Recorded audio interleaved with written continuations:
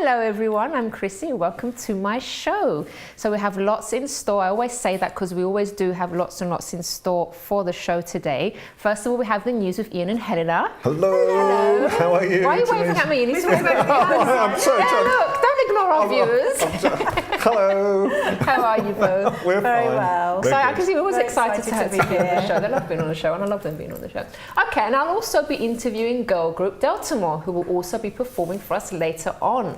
I'll also be joined by former care worker Catherine Scott, who says that care work shouldn't be looked down on, and she'll be telling us why later. And we'll also speak with Ryan Boyle about how he uses his passion for writing and singing to raise money and awareness for pancreatic cancer research. We'll also be learning how to make traditional Indian Pilau rice with award-winning cookery book writer Mridula Baljekar. Her rice is amazing. Yum. So nice. I mean, the whole meal was amazing, but you know, that was That's it, make us hungry. Always at this time. Should we try and take... Actually, I didn't have my dinner before I came. I normally do, and I'm really hungry now. We're all hungry. So let's forget food, and shall we go over to the news? Yeah, Absolutely. okay, starting with Victoria Beckham, very glamorous Victoria Beckham. Yes. She's auctioning off 600 of her special boutique outfits for charity, which is great. So they're going under auction now for tons and tons of money, cool. but it's actually going to a charity called Woman to Woman, which is actually an AIDS charity in South Africa. Oh, right, but she great. travelled there some time ago and decided she wanted to help. But she's got these amazing designer clothes. You know, I was about to say Steve McQueen, but Alexander McQueen, as we know, Kate Middleton's favourite. And so there's going to be some amazing outfits. Oh, so I that's hope lovely, they raise, you know, a lot of money as well. Definitely. That's great. So on that's her. yeah, it Brilliant. is, isn't it? So that's good. And horses are very much in the news this week. Basically, Peter Phillips. You love horses, don't you? I love horses. Ian wanted to bring a horse onto the show. And I think this is a great idea. Just as we sort of I finished think this is a refurbishing great idea, everything, and he decides, I'm going to bring a real horse into the studio to just break up all the cameras. Not to break them up, just to sort of prove that you can bring a horse into it. And it's such a good story, Chrissy. We'll get it done one day. We'll have to go down. But there's quite a large show business contingent coming to Horse Guards Parade over the next 10 days. Peter Phillips, the son of Princess Anne, has organised this equestrian event. And people like Bruce Springsteen are here, not to actually go over the jumps, but to support his daughter as well. There's quite a few sort of very well-known rock stars and singers and entertainers who have got daughters now who are really high up in the equestrian world. I didn't know that. It's quite a big event sort of happening. I think he's planned it. It's been over a year that he's taken to plan it. So now it's exciting, it's happening. But also they've imported all the white sand in for the event, which then all needs to be sent back as well once the event's over. I'm not quite sure where they've imported it from, but... they're going to import it back after it's been trodden on and like... Yeah, I think that's what they do with sand. I didn't know that. Yeah, but moving on, obviously, Princess Anne, as we know, is probably the hardest working royal. She does most charity work. She works ferociously all the time. But very admirable that she's still going to be doing her work in Africa, despite the Ebola virus. Yeah. And we've been practicing that word all week, haven't we, Helena? Yes, as you can see. I would have got it wrong. So I mean that's great. I mean she does so much work and she's not put off at all, and it's quite a severe virus. So good for her. Yeah, she's brave. She is. Very brave. She is. And I think there's some really interesting stories this week. There was a story about a black actor called David Harewood, who stars in Homewood in America. And he's appeared in quite a few of the detective series in Britain as well. And he says he's not egotistical enough to actually really make it in Hollywood. And so he says that reality these days is that he just wants to support his family. He's just a family man, and he lives in his sort of semi-detached in Streatham. And all he's really doing the acting for is to support his family. Really? And pay the mortgage. And I thought that was quite cute, actually. It's refreshing, isn't it? It's different. You don't really hear sort of when actors normally really want to make it big and go to Hollywood and be in all these films and stuff. Absolutely. Yeah. So Maybe he he secretly wants it. But he's done so well over there. And strangely enough, I was talking to sort of someone only yesterday as well, who's a black musician. And they are saying, and I think this is terrible, you know, to be perfectly honest. He's saying that they can only get recognition in America because in Britain they can't get the same recognition. Really? And I think that, I think we should embrace all musicians, and we should embrace everybody. Yeah, it doesn't matter the colour of their skin, it's the quality of their work and their skill base. I think it's really important. Absolutely, I think the majority of people do embrace, so don't they? I do think. You think so, but then you always get those people that like they say, but you don't want to let them tarnish. Yeah, exactly. And everything. Yeah, which is great. Well, all the best to him. And I think it leads on, if you don't mind, it's very close to my heart. I was shocked recently, and I was talking to one of my friends who's Afro-Caribbean, and he was saying that he has to try 10 times harder than any white person to actually get to where he wants to get to in life. And this thought process has been sort of passed down the generations. And to me, that's not where I thought our world was, And there was a big story this week in that British Vogue haven't used a black girl on their cover since 2002. Really? 12 years. Wow. I think Anna Wintour is the chief of Vogue, editor in Vogue, and I think the way the concept is, it's the movers and the shakers at the time, or something that they put on the cover. So Naomi Campbell obviously was featured on the cover, but recently we've got Kim Kardashian and Jay-Z. So I don't necessarily think that's 100% true. I think you can sometimes there is apparently the records show there's a supermodel called Jordan Dunn. Jordan Dunn. She's a model. I think my jaw's been undone now. Saying Jordan Dunn. That's Chinese, but she's black. Okay. But she was on the front cover of Vogue, apparently, but she was with 2 white girls as well. Oh. And there was, and what are they thinking about? I would like to know the storyboard behind that, though, because they do really work on what is injecting the moving, the shaking in the world. So if there's someone that's it's obviously they influence that as well, don't they? Because so if they put someone on a cover of their magazine, that's also going to boost that person up. So maybe it kind of works the other way too. It's a bit. So it doesn't sit nicely with me, that. If I'm honest, it's sort of strange, and I'm sorry, I don't want to be. That's fine. No, I'm going to move on now to something completely different. Downton Abbey. Downton Abbey is I really don't watch fun. it. No, you don't watch it. Oh, sorry, Chrissy. I don't have time. You don't have time. No, well, Downton Abbey. Everyone loves Downton Abbey. It's except fun. Chrissy. Except for Chrissy. I probably would love it if I would. You really would. My sister's really into stuff like that. It's really good fun. It's really easy watching. It's sort of set just after the war, I think now. It is 1920s. They had a bit of a boob. The new series is coming out, so I'm quite excited. But they did all the PR, and they've got all the photographs out and little mini videos promoting it. And nobody realised till it was actually published that there was a plastic water bottle with a little blue lid on the actual lid, which was a mantelpiece. But obviously they have to try and keep everything from the clothes to the whole styling in keeping.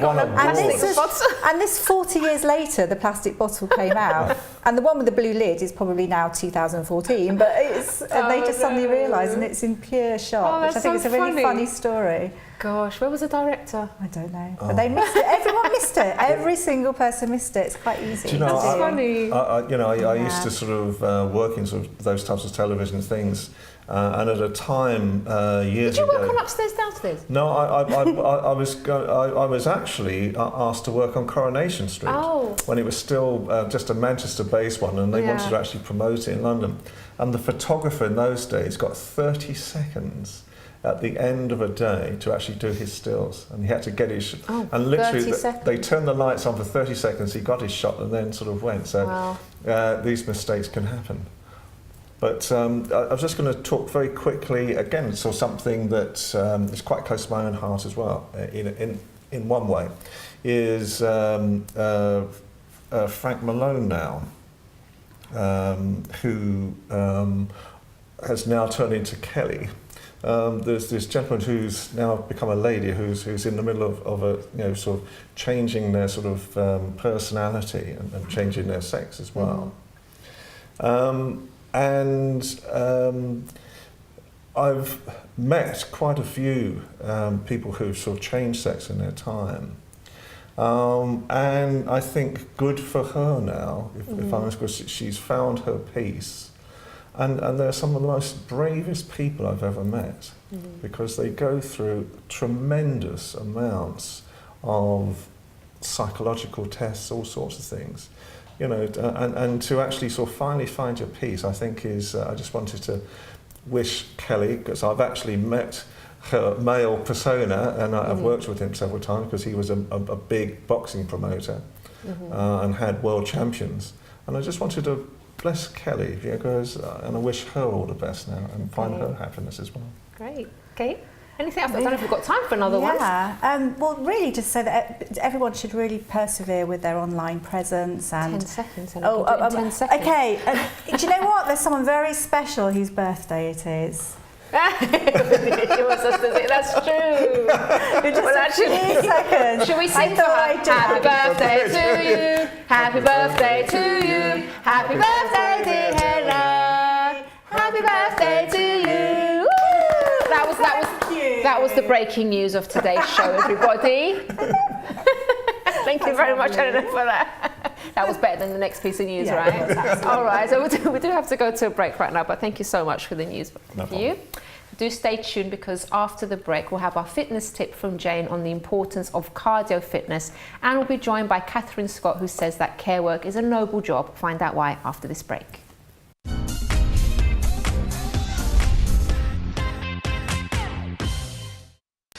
Don't forget to subscribe to the Chrissy B Show, always aiming to show you the happier side of life. You can find us on YouTube, Facebook and Twitter.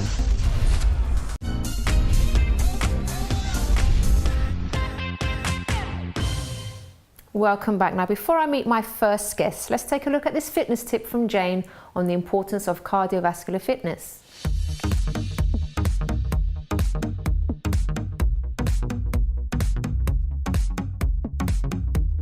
Hi guys, it's Jane here with your regular fitness tip. Today I want to talk to you about the importance of cardiovascular fitness. Okay, so cardiovascular fitness is basically talking about the fitness and strength of your heart and lungs. And one thing you have to remember is that your heart is a muscle, like any other muscle. If you work it, it gets bigger and stronger. If you don't, it gets weaker. Okay, so cardiovascular exercise will increase the strength in your heart and the efficiency of your lungs as well. So the latest government guidelines say that everybody should do 2.5 hours of moderate intensity a week, okay, 2.5 hours a week. That's not all at once, by the way, and if you spread it out on a daily basis, that's recommended. So moderate exercise is fast walking, not strolling, fast walking and swimming and cycling and stuff like that, where your heart rate is raised but you're not absolutely breathless, okay? Or 1.25 hours of more vigorous exercise. So that would be aerobics or tennis or football, where your heart rate is really lifted and you would not want to have a conversation with someone at the same time. Okay, so either the 2.5 or the 1.25 hours a week spread out, plus 2 sessions a week minimum, ideally 3, but 2, of muscle strengthening exercises. So that could be something as simple as you getting on the floor at home and doing some press-ups, and I'll just show you a quick demo of a press-up because it's really easy to do. You can do it on your knees if you want to, or you can lift your knees up to make it more difficult and you put your weight down into your arms. Now, even if you only did 10 or 15 minutes of exercises like that, perhaps some squats and some lunges, then you're looking after your muscular strength, which, don't forget, also strengthens your bones, especially you ladies out there. Strengthening your muscles and your bones helps prevent osteoporosis. So I hope this is all motivating you to go out there, get fit and feel fantastic. Okay, see you soon, guys.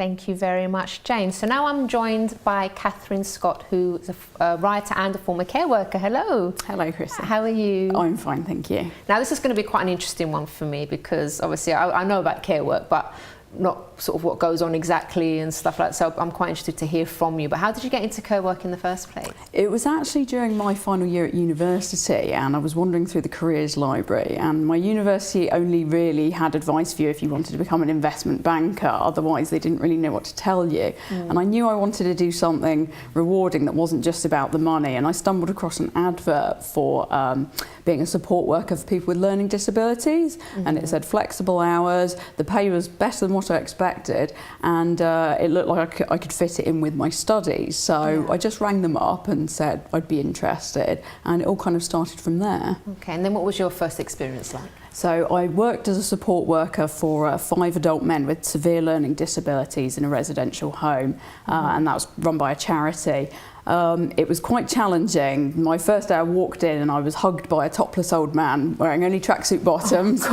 And then an autistic man came and arranged me, moved me from room to room. And you sort of think, I could walk out the door and no one would know I was here, or I could give this a go. And I gave it a go and I absolutely loved it. It was, just thrilling. What was it you actually loved about it? Because a lot of people would feel uncomfortable in that kind of situation. Yes. I think it's knowing that you're bringing something individual to the life of someone who gets a big turnover of people coming in and out of their lives, and when you actually bond with someone and you see that smile of recognition when you come on shift, or you get through to someone who, autistic people are often very isolated, very hard to get through to socially, so when you actually achieve a bond with someone like that, it's fantastic. Yeah. So would you say that you have to be a certain kind of person to be able to work with? I would say yes in some ways, but that can also be all types of people from all types of background. But you have to want to do it for the job itself. I think there are too many people in the industry who drift into it when they've perhaps exhausted other job avenues, and that's just another thing to do. Exactly, right? That's absolutely the wrong reason to do it. You've got to want to do it, because it can be very challenging. People will hug you, but they'll also throw things at you and swear at you. And so I'd say a level head is a good thing to bring to the job, but also just a curiosity and an openness, I think, is all you really need. Can you tell us some of the more challenging experiences that you've been through? Well, I have had a full roast dinner thrown at me when someone wasn't very happy about that. Working with dementia patients, which I've done as a home carer, can be very upsetting because people are very confused. They accuse you of things. They can be violent, so that can be quite upsetting. And people, they like their rituals. So if you move someone's Simpsons ornament, that could bring on a massive tantrum. So you have to be quite reactive and able to cope with quite a lot of stress at times. I think it takes really special people to be able to work in care. I think yes, and you've got to know where to go to chill out and be able to ask for support when you need it, because I think people get burnt out in the industry from the high levels of stress, and they don't realise that carers need to be cared for as well. You need to go home and release some of the stress. Yeah. And what about sort of some of the best experiences you've had? I think one of my favourites is probably is with a lady who is still a great friend of mine. She's not a care client of mine anymore, but we stayed friends. And she's a wheelchair user. She won't mind me saying her name, so hello Denise if you're watching. Hello Denise. She's got 2 white cats, and when we were caring for her, part of our ritual in the summer was putting sun cream on the cats. Because their ears were very pale and got sunburned. Really? And if you've ever tried putting sun cream on a cat, they don't like it so much. So yes, trying to pin down Frodo and Indy and put sun cream on their ears is a moment where you think, yes, this was not what I quite expected when I signed up to be a carer, but I can say I've done it. So it's fun, it's those little sort of special moments that you remember. I mean, you come away with some fantastic anecdotes. Yes, plenty of stories to tell. But you're now a writer. Can you tell us about that, how you got into that? Yeah, so I sort of felt I'd gone as far as I could go with the care work, because once you've got your sort of MVQ level 3, the next step is management, which I didn't want to go into, because then you're not doing the caring anymore. And also because it is emotionally and physically challenging, and it's still not very well paid, unfortunately. Yeah. I felt I'd sort of hit a wall with it. So I started writing fiction in my spare time. I started blogging. Gradually I built up a portfolio, and I've been able to write for some big names like the Telegraph, the Times Literary Supplement. But yeah, I've also written a children's book that's got a character who's in a wheelchair, and it's written from the point of view of his daughter and how she's coped with his disability, and that was massively inspired by the work I've done with people in wheelchairs. Great, yeah. And what I saw was what made all the difference to their lives was having children or parents who love them no matter what. Yeah. Oh, that's lovely. That's a really nice thing to do. Now, what would you say to someone that is maybe thinking of going into care work? What advice would you give to them? I would say, as I've said before, you need a cool head, a strong stomach sometimes. Any preparation, would you say, beforehand? Yes, I would say do your research, look into the training you might need. You can never be too prepared. There's lots of laws out there you'll need to know about, confidentiality. You know, this is not a job where you can just idly gossip about someone's personal business, even though, you know, you might know some very intimate things. Learn about safeguarding, learn what the laws are. And just make sure you want to do it for the right reasons, because you really care. Because it's not going to last, is it, if it's for the wrong... No, or if it's just a stepping stone to something else. And practice, I suppose, because lots of us have elderly relatives. Spend some time with them, talk to them, listen to them, ask them what their needs are, what they would want from a carer. And just before you go, Catherine, as well, in regards to sort of family, did you work closely with family members as well? And both my grandmas, they're in residential homes, so I have first-hand experience of seeing the very good care that they both receive. And an aunt of mine did die of cancer a few years ago, and she received excellent home care. So I've seen how good it can be when it's good. And I've seen it, you know, some fantastic carers in my own experience. So. All right. Thank you so much for sharing your experiences with You're us, welcome. and all the best with the writing. Oh, thank you so much. Okay, thank you.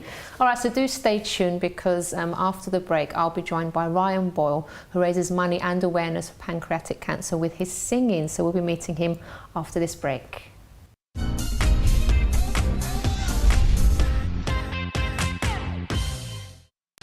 Don't forget to subscribe to the Chrissy B Show, always aiming to show you the happier side of life.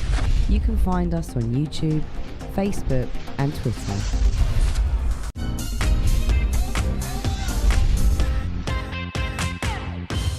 Welcome back. Now, before we speak to my next guest, Ryan, let's learn how to cook a traditional pilau rice with Mridula Baljekar.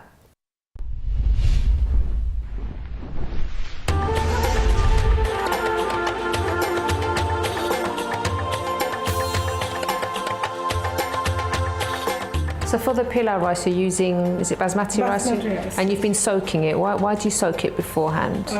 Washing and soaking, first of all, that removes a lot of the milling starch from the rice. It's the starch that makes rice sticky. So you removed a lot of it by washing. Then soaking also removes a lot of it. And also it makes the grains softer, rice cooks quicker, and the grains also become fluffy if you soak. Now we've soaked it, so I'm now going to drain the rice.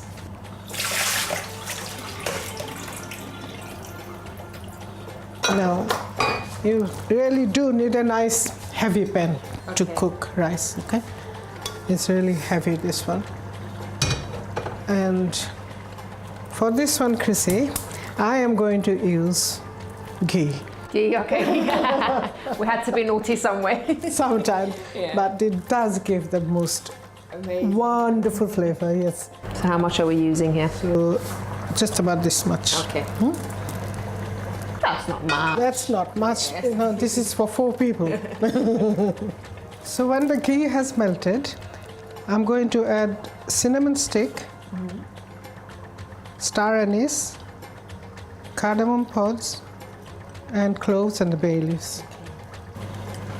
1 cinnamon stick, 2 star anise, and cardamom pods. Again, you have to give that special treatment of opening up the pod like that. Drained it, no? Now goes in there.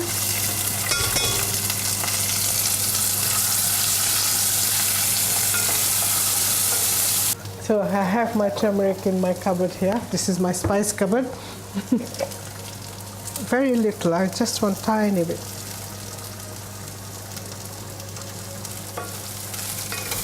So I'm just going to put in 16 fluid ounces of warm water to that.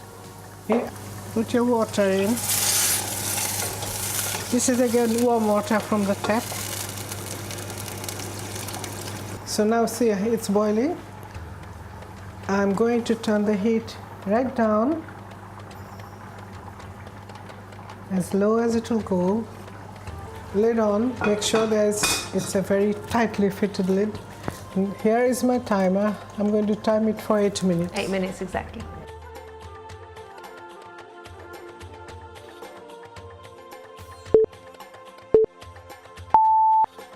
When the timer goes, just leave the rice alone, like I said earlier. Now lift the lid. Wow. See, just a little tiny bit of turmeric has given that beautiful color. Yeah. And before you do anything, fluff it up with a fork. See what I mean by fluffy grains, which is also separate and nice and dry. So, until we are ready to eat, I'm just going to leave it covered.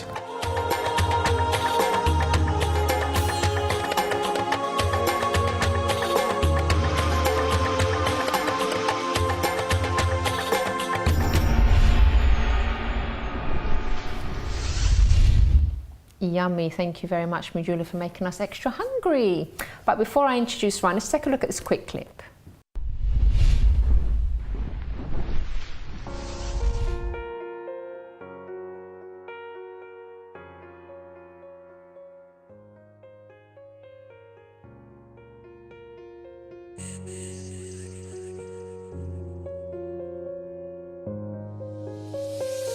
I've been there, you've been there, down and out.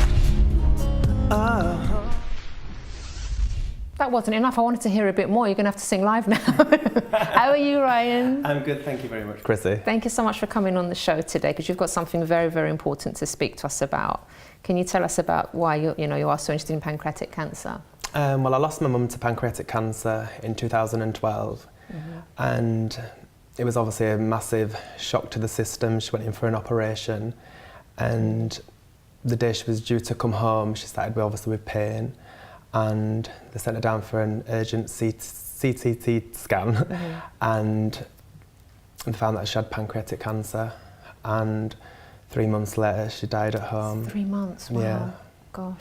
It's just, pancreatic cancer has just got obviously a very poor survival rate, and within the last 40 years there's no money invested into pancreatic cancer like there is all different types of cancers, from, you know, obviously you see breast cancer, you see testicle, you see prostate bowel, but you never hear anything about pancreatic cancer. Yeah, it's not talked about as much as it. And obviously with November being Pancreatic Cancer Awareness Month, I don't understand why they can't do an advert to, you know, for awareness of that, but just never have. Okay. And obviously it was a terrible time for you and the family, but how you've also done something very positive on the back of all of that, haven't you? I have indeed, yes. Yeah. What have you done? Since the loss of my mum, I needed to, well, my mum's last words to me was, son, do me one thing and go back into what you're best at. And I said, what do you, well, I knew what she was going to say. And she said, you're a born star, and remember, you'll always be my blue-eyed star. So I started then auditioning for various roles, and I was getting knockbacks, and I was thinking to myself, am I getting too old? Am I doing this, that and the other? And auditioned. She really believed in you, right? Yeah, she really, really did believe in me. Or from being like 6-year-old, you know, that's what I wanted to do. Yeah. And I got taken on by a company, started writing with a really good friend of mine in America. And now I'm doing a whole album for pancreatic cancer, and it's amazing. And I've had a great response from, you know, like the public and radios, the Yorkshire Evening Post, because obviously I'm from Leeds. And and with the radios and ITV calendar. They've been absolutely amazing with, you know, getting behind me and, you know, supporting me what I'm doing for pancreatic cancer. So it's like you've taken on that responsibility, haven't you, to sort of get the awareness out there and, you know, to get more into the research and everything. Definitely. Did you feel that kind of, not I would say burden, but that responsibility on your shoulders, would you say? Yeah, definitely. I just really want to make a big change. Do you know, it's when obviously my mum was diagnosed, I researched on the internet about pancreatic cancer, and there was nothing out there, no charity or anything that was doing anything to give a people chance in life. Do you know, it was so poorly funded until I met a lady, I spoke to a lady who opened up her own charity in 2004 called Maggie, and spoke to her and went through things, and I just said I want to do something, I don't know what, and then I thought, my mum, I'm going to go back into singing, I'm going to go into show business. So you combine something that you love to do with a really worthy cause as well, which is fantastic. What's been the most rewarding thing for you, would you say, Ryan? I think the most rewarding thing for me is knowing that, you know, what I'm doing is going to go on to help raise awareness and help save people's lives. Yeah. My mum was always a people person. She'd give you the last pound in her pocket. And, you know, I'm so glad and proud, you know, to call her my mum and to be blessed with a lady in my life like that, because I couldn't wish for anyone better, and she created the man I am today. Brilliant. Okay. And what about your future plans with your singing and everything? What are you hoping to achieve? Well, I'm going to do the album, obviously, continue that next single, obviously, which is always Key to the Heart, and I'm writing other material, obviously, with my friend Quinton in America. And the album's going to be very different. It's going to be it's not just all about sad sort of songs. I'm going to do a big dance anthem. Oh, I'm going to do something completely different Yeah. for me. And obviously the album will be released for Pancreatic Cancer Awareness Month in November. And then after that, I will continue using my talent, because I don't just do singing, I do all sorts of things. Yeah. From presenting, singing, do everything. Oh. You name it, I'll turn my hand to it. That's lovely. Now, Ryan, I wanted to ask you this question because I also lost my father a few months ago to cancer, and for some people that have been through a similar thing, it's like they can't imagine sort of being happy again and being able to be positive again, because they've lost someone that's very, very close to them. What advice would you give someone that has been through something or is going through something like that at the moment? I would say to them, do you know, I didn't know my own strength, and I really, really didn't. And I used to listen to the song by Whitney Houston, I Didn't Know My Own Strength, and I Looked to You. And I mean, I have a tattoo down this side of my arm saying I didn't know my own strength through my darkest hour. And to everyone out there, you know, who's going through any type of cancer, pancreatic or anything, or lost a loved one, or the grieving or anything, do you know, just believe in yourself, and, you know, you can use your inner strength that you don't even know you've got. Yeah. And, you know, go forward. And I never ever thought, literally, my mum wasn't just my mum, she was my best friend, my whole world. And for me to be sat here today talking to you, in my world, it's a miracle. Brilliant. It really is. Thank you so much. You know what, I have to admit, before I thought, am I going to be able to keep it together to do this interview? Because as you know, it's something close to my heart, but it's true what you're saying. When you put your energy and your strength into doing something good and, you know, to help other people, it does, you know, spur you on, and I think you recover quickly. Obviously, you're never going to forget your loved ones, and it does hurt, you do miss them, but, you know, there is life afterwards, and you can be happy, and you know, just put some energy into helping other people as well. Without a doubt, it's the truth. Do you know, I'm a true believer in, you know, it's me talking to you now, and like me moving my hands, it's a shell, but I'm talking to you from my soul, and it's the soul that goes on and lives on. So no matter, you know, if your loved one has passed away, they're always going to be with you. They're only in the next room. Yeah, that's lovely. Thank you so mumuch, Ryan, for talking to us, and all the best with all the music and everything that you're doing. Brilliant. Okay, so do stay tuned, because up next we have British-Belgian girl group DeltAmour, who'll be performing for us, and I'll also be answering a question from one of you guys at home, so do join us after this.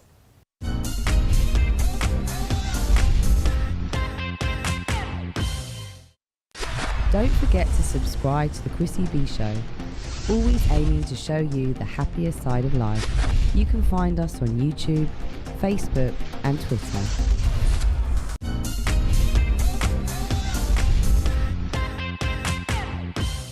Welcome back. And now I'm joined with DeltAmour. Hello, girls. Hi. How are you? Very good. Now, we were singing, well, they were singing during the break, and I have to say it sounded fantastic. Thank you. But they are going to be performing for us later on. But I'd just like to have a little chat with you girls first of all. First of all, your names, please. I'm Jess. I'm Oriana. And I'm Cassie. Okay. Now, how did you guys all get together, first of all?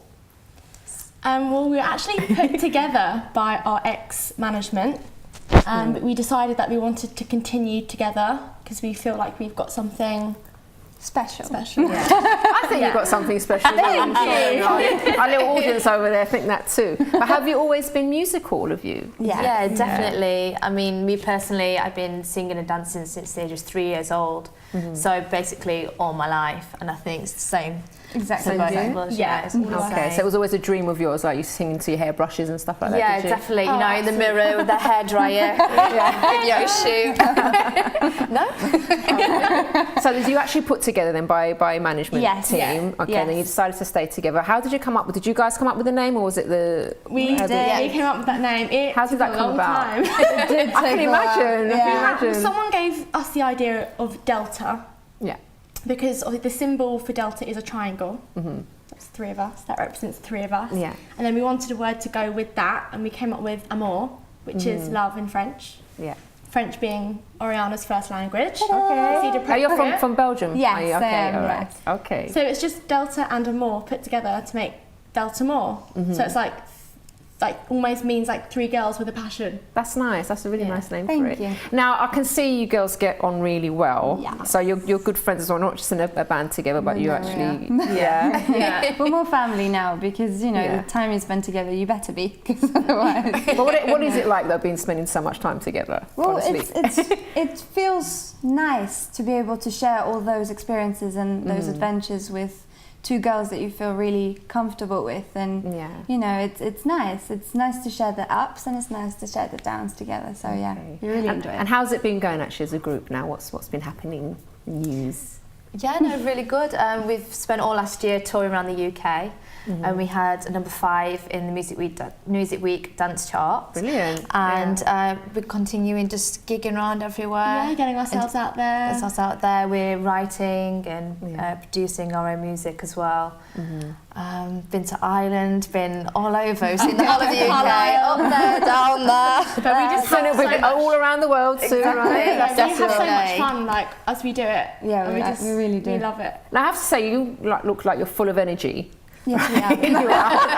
I can really see that. As soon as I met them, I knew these girls are special. but how do I mean that in a nice way? I don't mean special. I know. I mean special. But how? Obviously, there's a lot of people that do want to get into the music industry, but you hear a lot of stuff about how tough it is, and a lot of people can't hack it, and their lives kind of spiral out of control. But how are you keeping it together, and how are you keeping yourselves grounded and sort of going for that dream? Well, as I said, being with 2 other girls is very important and makes it so much more.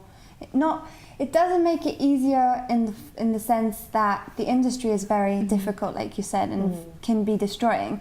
But it is in a way that we all go through exactly the same rush and passion at that moment in time. Yeah. And we support each other, don't we? Yeah. So one of us has a down day, so the other one can bring that one up, and then it's like you've got a tight unit together. Then I feel like no matter what life or throws at you, you can get through it together. And then really also our families, they're so supportive. Yeah. What do they think about all this that you're doing? Oh, they love it. They love it. They love it. my mum claims to be the #1 fan. Oh, really? Hi, Julie. There's a lot of people arguing, who's the #1 fan. Now, what would you say to young girls, for example, that want to get into music? What advice would you give to them? Keep believing in yourself and have fun with it. People think too much. They go into it, they go, oh no, I have to do this and I have to do this. And me personally, I'm a perfectionist, so I'm very tough on myself. And sometimes I just have to stop myself and think and see what's around me and think, oh my God, I'm having such an amazing time. Remember that. I think as well, you can't take yourself too seriously as well. Exactly. You just have to enjoy what you're doing and have fun. And brilliant. Well, girls, I do wish you all the best. Thank you. You're going to be performing for us in just a second. Can you tell us what you'll be performing? I Will Never Let You Down by Rita Ora. Okay, so it's the cover, cover, the cover version. yes. Okay, brilliant. Okay, so thank you so much for coming on the show. We are going to hear your lovely voices again in just a moment, but let me just wrap up the show while the girls get ready. If you do want any information about the programme today and any of our guests, you can visit the website chrissybshow.tv. And if you'd like to email me, if you have a success story that you'd like to share, or if you think you're a pretty good singer and you'd like to come and sing on the show too, you can email me on chris@chrissybshow.tv. We're going to go to a quick clip and then we'll be back with the girls. Now, have you ever thought of a complete career change? I'll be speaking with Claire Barrett, who went from a career in the police force to running her own bag silly woman. Not you, me. Let me start again, sorry. Her own bag design business. Sorry, I wasn't calling you silly, is we? Sorry.